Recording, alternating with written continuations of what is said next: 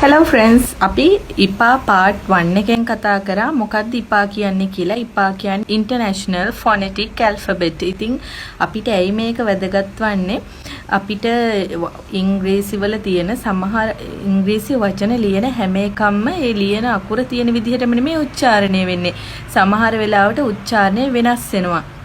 ඉතින් අපිට මේ වචන හරියට උච්චාරණය කරන විදිහ ප්‍රොනවුන්ස් කරන විදිහ කියලා දෙනවා. අපිට මේ IPA වලින් වචනයක් කොහොමද ප්‍රොනවුන්ස් කරන්න කියලා හොයාගන්න පුළුවන්.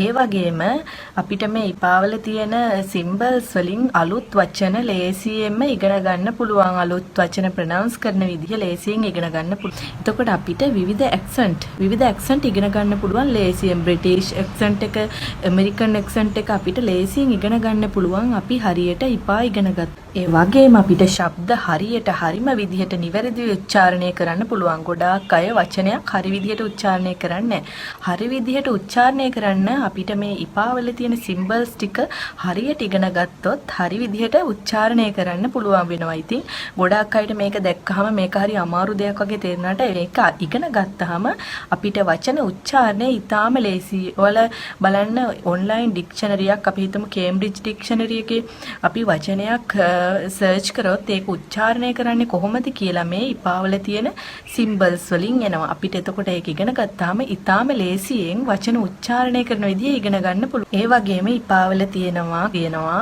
කොන්සනන්ට්ස් තියෙනවා, වවල්ස් තියෙනවා. එතකොට වවල්ස් කොටස් දෙකකට බෙදෙනවා. මම කලිනුත් කිව්වා වවල්ස් තියෙනවා, වවල් සවුන්ඩ්ස් 20යි, කොන්සනන්ට් සවුන්ඩ් 24යි, ඔක්කොම 44ක් තියෙනවා කියලා. ඒ වගේම වවල්ස් බෙදෙනවා තවත් කොටස් දෙකකට. වවල්ස් කොටස් දෙකකට බෙදෙනවා මොනොෆ්තොන් and ඩිෆ්තොන් කියලා. මොනොෆ්තොන් and ඩිෆ්තොන් කියලා.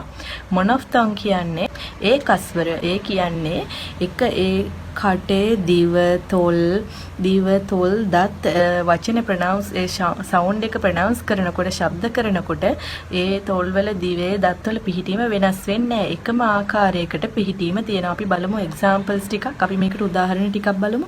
ඊ ඒ U